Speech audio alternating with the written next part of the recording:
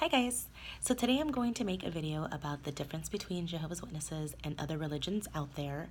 I think a lot of people nowadays still relate the name Jehovah's Witness with the people that come knocking on your door on the weekends, and now apparently the ones that kind of sit out in certain public areas with carts and just kind of display their literature.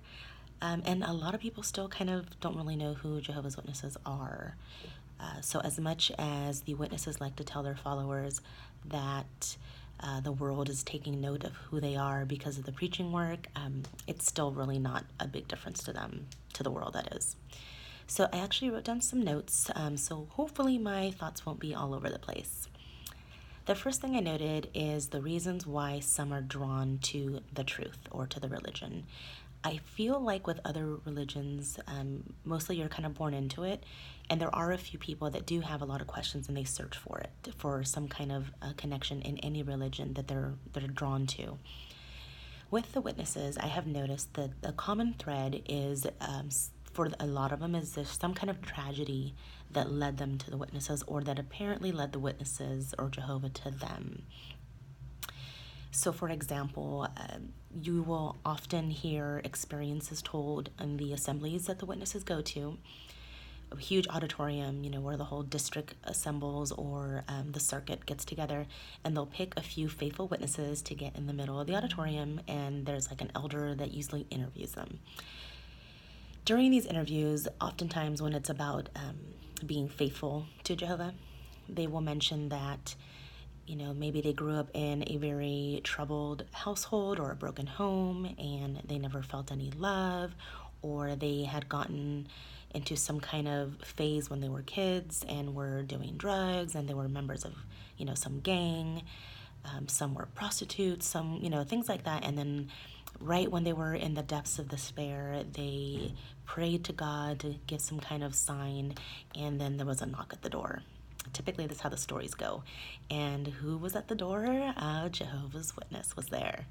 And so to them, it was almost like God answering their prayers. And because they had had such a tragic past, then all of a sudden, these people who, I believe the term is love bomb them when they go to the meetings. Everyone wants to know who you are, and they shake your hand, and if you have children, they ask about your children, and they show a lot of interest, which is very different for a lot of people that have not so good of a background, they have had a harder life. Also, the promises that the witnesses, preach about, that draws in a lot of people too. For example, with my mom, months before I was born, her father passed away pretty tragically. And her and my grandmother were still pretty, we're still mourning the death of my grandfather. And so when the witnesses came with the resurrection hope in a paradise earth, that was something that both of them really held on to. And the truth, the religion, is really close to their hearts because of that resurrection hope. So I know they won't think of it this way, but some people often say that they are being kind of held hostage because of that hope of seeing their dead loved ones again.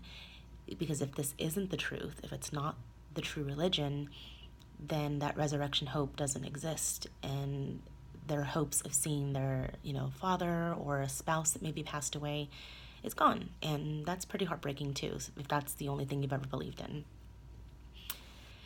The other way that most witnesses are that they are born in, and the difference between being born in as a witness and being born in as any other religion, or most other religions, is that when you're born in, you have no choice but to be a witness. So with a Catholic, for example, if you're born a Catholic, there are some strict Catholics where the parents make them, do, I don't know what Catholics do. I think it's like a catechism, or they'll do like the first communion, I think is what it's called. But there's certain things, that Catholic children need to do. Sometimes they'll enroll them in Catholic school, and, they'll learn about their faith at the school. But when that child grows up and they decide, I really kind of don't feel like going to church every Sunday, or whatever it is that, maybe that religion is really close to, their parents might kind of give them, shit about it now and then. Maybe around the holiday seasons like Easter or Christmas, they might kind of remind them, to go to mass, I think is what it's called. And, the kid can go, the adult, because they're adults now, their adult children may go or they may not. But if they don't go, their parents aren't going to disown them for it. With the witnesses, if you are born in, there is so much to do within the religion that they even have, I believe the terminology is, they train them from infancy. There's a scripture that mentions, I think it was Timothy was instructed in the word like from infancy. So they take that to mean that all Jehovah's Witness children, literally from like the moment they're in their mom's bellies, you're reading the Bible to them and you're talking to them about Jehovah. And when the child grows older, the more that they're able to comprehend, the more that's kind of being thrown at them. So although it sounds like it's a good idea to instill Bible principles to them, which it is, because a lot of the principles in the Bible are honestly just common sense, like better to give than to receive and to treat others the way you want to be treated. Awesome. That's what people should be learning. But there's a lot of other responsibilities that come along with it. So for example, you will often hear in the meetings and at assemblies, and in fact, I saw a talk that Toni Morris, who is one of the members of the governing body, if this is terminology you don't understand, I should probably develop some kind of legend because non-witnesses are not going to understand what I'm talking about. But anyways, Toni Morris is a member of the governing body who's like one of the top head honchos, that actually has direct communication with God, gave a talk about young ones delaying their baptism. So if you talk to any other witness, say at that public area with their cart, and you happen to mention, oh, well, your children are forced to be witnesses, they will tell you, oh, no, everyone has a choice. It's their own personal decision. They pray to God, and it's their own dedication. No one forces them to do anything.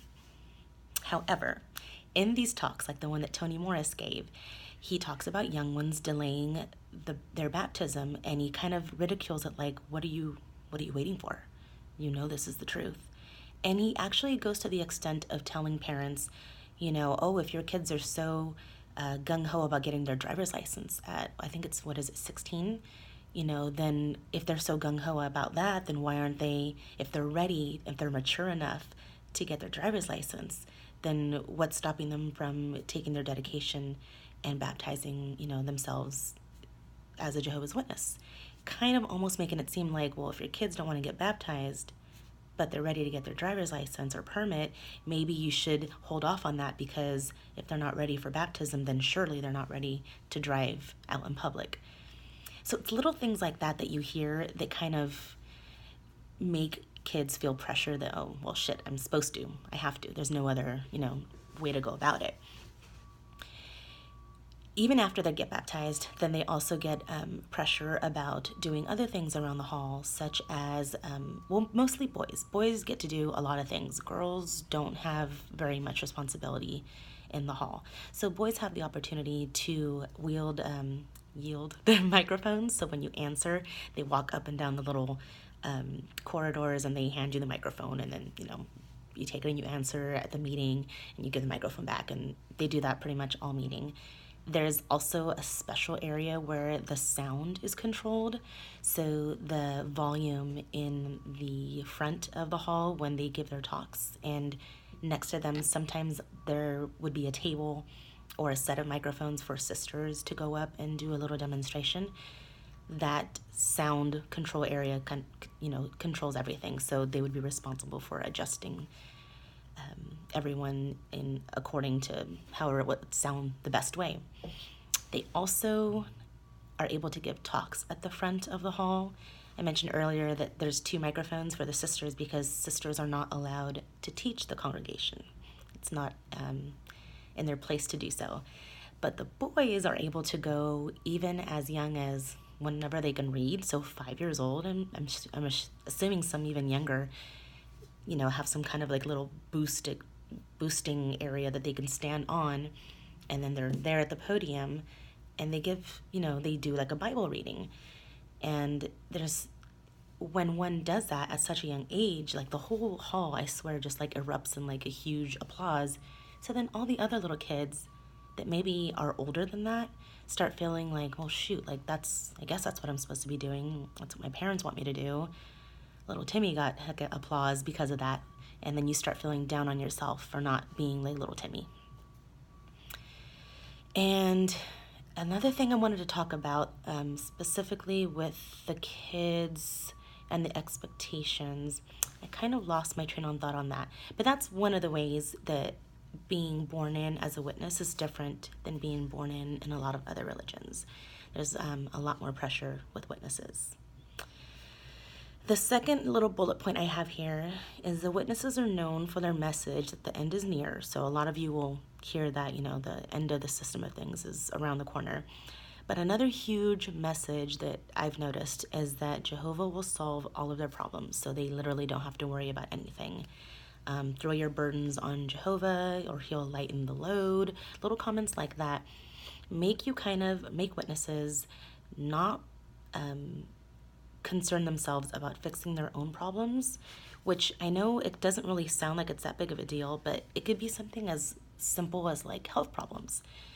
I remember hearing a lot of brothers jokingly, but like legit, they believed that the new system was their health insurance. So they didn't worry about, if there were, a lot of them had their own businesses, like janitorial businesses, and a lot of them didn't purchase health insurance for their witness employees because, it's expensive. First of all, everyone knows that now. But second of all, they're like, oh, the new system's around the corner, so we don't need to get health insurance. We'll just deal with it as it comes. And if anything, happens, then we'll deal with it as it comes. So that's one of the ways. But another reason or another way that they kind of tend to not really take care of themselves is they don't know how to think for themselves, and they don't know how to address heavier issues. So for example, if someone is born with a natural disorder where they have some kind of like a mental health issue, the elders, bless their hearts, they try to shepherd their flock, and they try to give some kind of scriptural counsel for these people that have certain circumstances. But sometimes those problems are beyond the scope of what those elders can do. Because again, no disrespect to the elders, but a lot of them are very humble people, especially in the like Spanish congregations. Many of them are janitors, or they work as mechanics, or I did know one in the English who was a chemist, and that was pretty interesting because I'm like, ooh, that involved college. But I think he didn't get drawn into the religion until after college. Anywho, a lot of these elders are just normal people, which is awesome because you would think normal people can relate. The only thing is that they pride themselves in that the elders, don't get compensated, they don't get paid, they don't drive fancy cars like, the Catholics and the big, Christian churches the way they do. And they often call them corrupt because, their people are in pain and they're driving these awesome cars or whatever. Yeah, so the witness elders aren't like that. They literally do not get compensation. But they are run ragged. And again, they work full time. They are often parents, and most of them are husbands. So, can you imagine, like, obviously, when your dad came home from work, if he was exhausted and you went to him with something because, yay, dad's home, and you want to talk to him about something, and maybe it's, your brother hit you and you want to tell him, oftentimes, what do most dads do? Not right now, I just got home, or talk to your mother, because they're worn out. So these elders work 40 hours a week. They come home to their own families that they have to deal with, and their wives who already probably feel neglected because they have to share their husband with the congregation.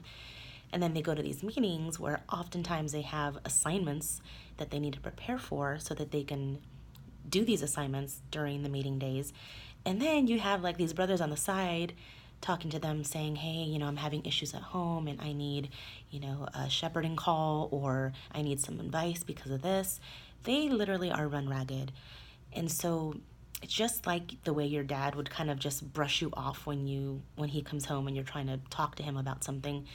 these elders don't mean to brush us off, but they have so many scriptures just kind of memorized the way most witnesses do, that when you come to them with a problem, sometimes they do literally hear you out, but a lot of times they just kind of want to put out the fire by shooting out a couple of scriptures and then moving on to the next issue, because granted, there's another person around the corner that has something else they need to talk about. That's what they're there for, but it's a lot for them to deal with.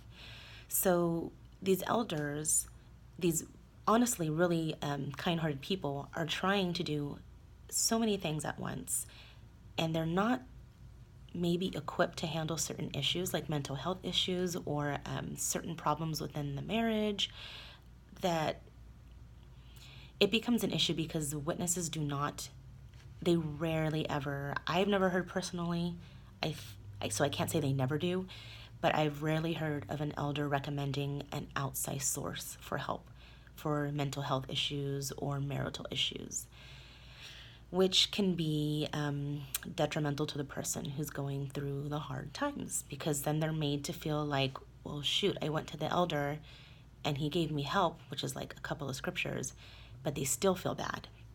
That issue that they're having hasn't been solved by those two scriptures that are supposed to, make him feel better about whatever is going on in his life.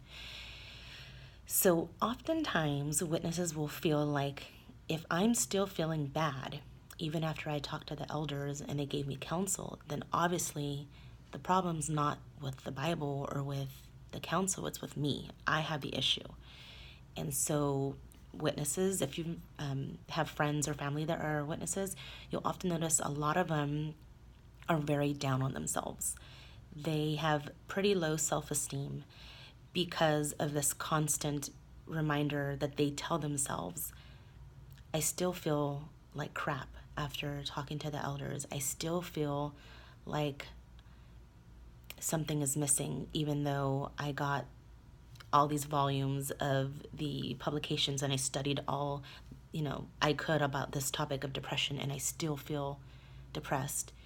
Those words should have consoled me, but they didn't, because it's something more that they need to work on. And so they just say, oh, well, then I'm the issue, which is heartbreaking, because a lot of people just need a little bit of professional help to really help them get through their day. And they don't have access to it. They don't even know that it exists.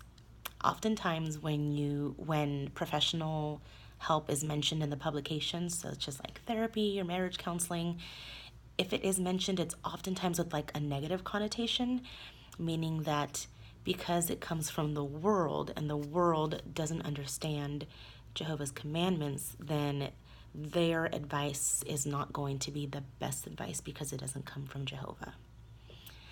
So that's a difference between witnesses and other religions. I've noticed that some people from other religions have mentioned that, oh, I found yoga and, that really helped me center myself. And so I feel like God put that in my path so that I could learn, patience and just to kind of turn the world off and focus on myself. Or they'll even find therapy and they'll attribute that to like a godsend, or something as simple as art. They took up oil painting and now they're able to kind of chill out their panic attacks. They just take the paintbrush and then they just kind of are able to calm themselves.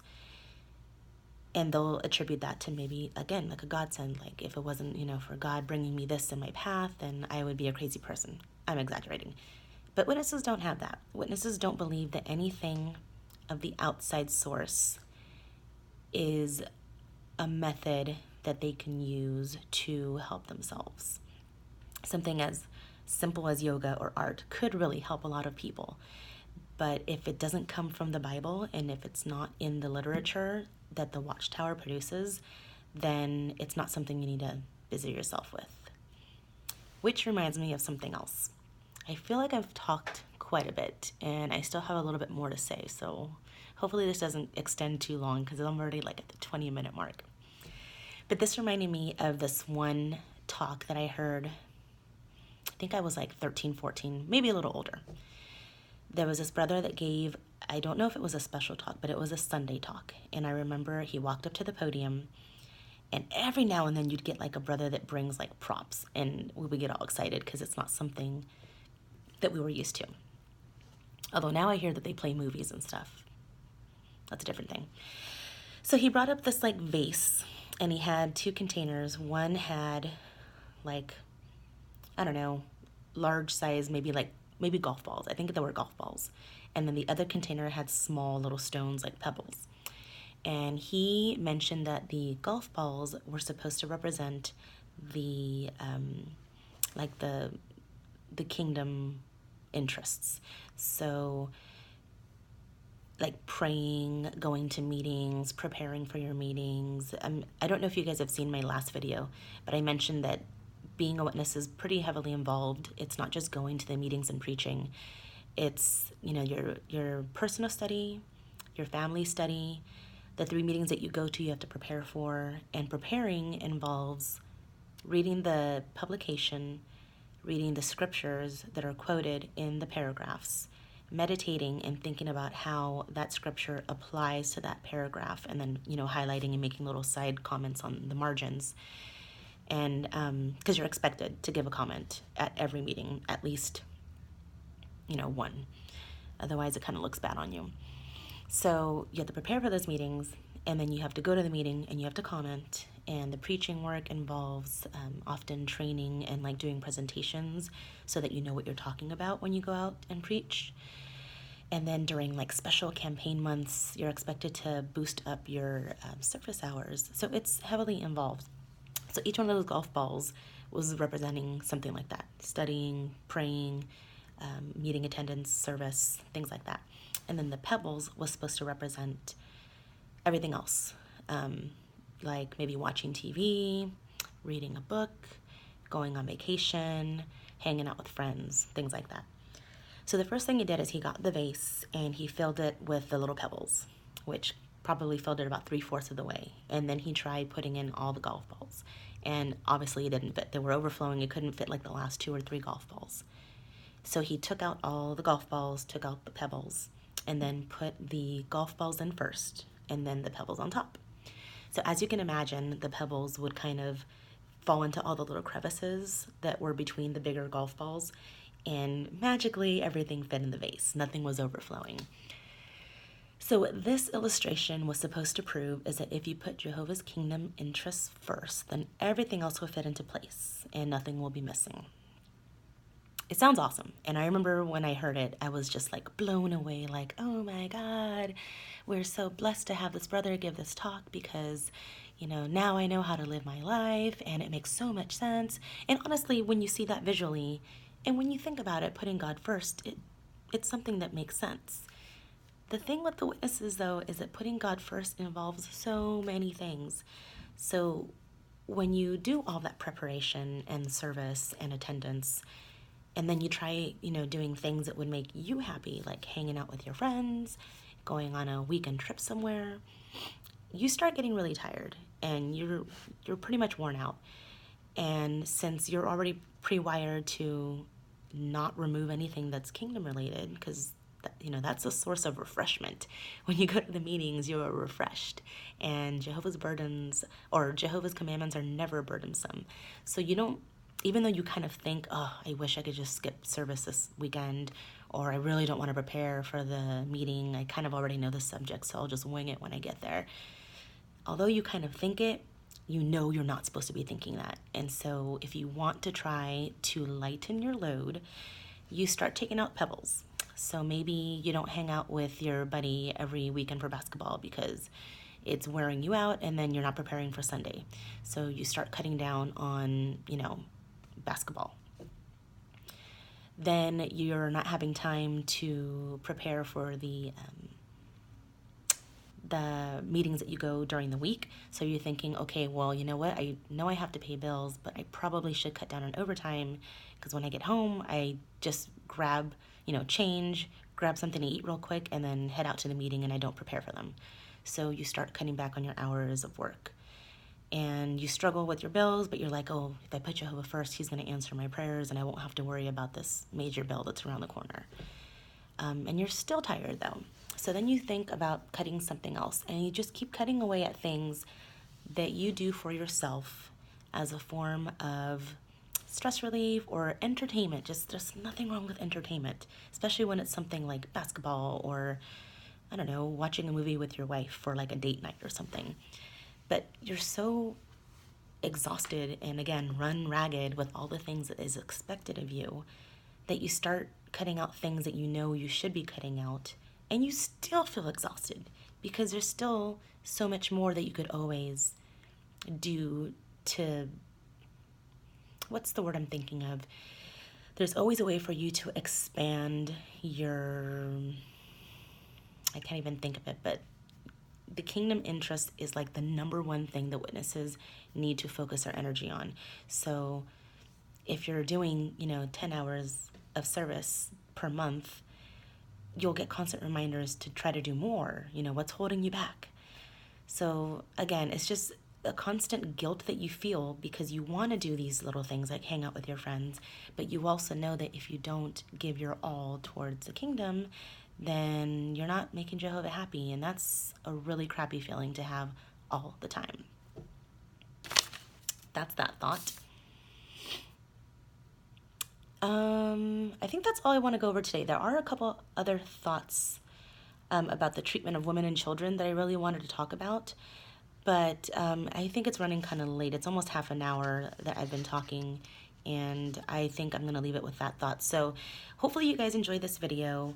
I know, hopefully it didn't sound like I was rambling, but I really do feel like there's a lot about the witnesses that normal people don't know about. And I feel like if they understood just how involved this religion is, even for little kids, that it would help people understand why there's so many of us that are leaving, and also why it's so hard to leave, because it's so ingrained in us. One quick thing I did want to mention, I was talking to a girlfriend of mine the other day, and we were mentioning how it was weird that the witnesses in the publications are always talking about how worldly entertainment is terrible. There's always some kind of, it's laced with, sex or drugs or immorality or something bad is always intertwined, with any entertainment that's out there. But if you really think about the literature that the witnesses produce, a lot of the images, even in like the children's books, are pretty violent. I mean, it may not have like blood and guts everywhere, but there's still really horrible visions that get ingrained in you. I remember in like the Bible study, my book of Bible studies, the yellow book that most kids grew up on, there was a particular one that was pretty horrifying for me, which was the King Solomon holding a baby with like a freaking hatchet who was about to chop it in half for teaching us some lesson. And then there was another one, Lot's wife, who got turned into a pillar of salt while the city in the background was like burning in flames. And the flood was a big one too, where you could see humans that were at the mountaintops, praying and reaching out to the skies, hoping that God would save them. But their death was like right there because the waters were rising and you knew they were going to drown. So it's a lot of like really cryptic images that are violent without having to be gory. It still makes children think a lot about, death and about destruction. And I feel like children shouldn't be involved in thinking about things like that. I have a brother. I still have him. But each one of us had like different grandmas. It's kind of a weird thing to say, but for example, my mom's mom was really close to me. I am the oldest granddaughter, and she took care of me for like a year and a half in Mexico when my mom had to come to the States. And so we were really close, and you could say I was her favorite. My dad's mom was my middle brother's like grandma, because he was the firstborn of her children. And there was a time that he was dropped off at her ranch or farm that she had in Mexico, and he got to spend the summer with my grandma as like a toddler. So she was really close to him. And the youngest brother of ours had a spiritual grandma. It was the lady that studied with my mom, and she was really drawn to him, and so he was her favorite. So we each had different grandmas, but mine was a witness, and the youngest one, his spiritual grandma, was a witness, and the only one that wasn't was my middle brother's grandma. And I remember when he was 8 years old, out of nowhere, he was just like bawling. And my mom was worried, concerned, and she asked him what was wrong. And he said that he was sad because his grandma was the only one that was going to be destroyed in Armageddon. Because mine was going to make it, and the youngest one, our brother, his was going to make it, but the middle one's grandmother didn't want to be a witness, and so she was going to die in Armageddon. And back then, I don't really remember what I thought. I think I felt bad for him because he was crying. But now that I think about it, like, what 8-year-old needs to be worried about, like, the mortality of their grandparent, like, in the afterlife? That's not something he should be concerned about. But the children are very much always, like, in fear that Armageddon's coming at any moment, and they're just too scared to do anything, and it's a really sad way to think about life, especially when you think about children. So that is definitely the last thing I'm going to say. I'm going to end on that, and I'll hopefully make another video with some other key points about the differences between the witnesses, and also the difference between English congregations and Spanish ones, because there's definitely a difference in their mostly culture, but yeah, we'll go into that some other day. Thanks for your time, guys. I really do appreciate it, and talk to you guys soon. Bye.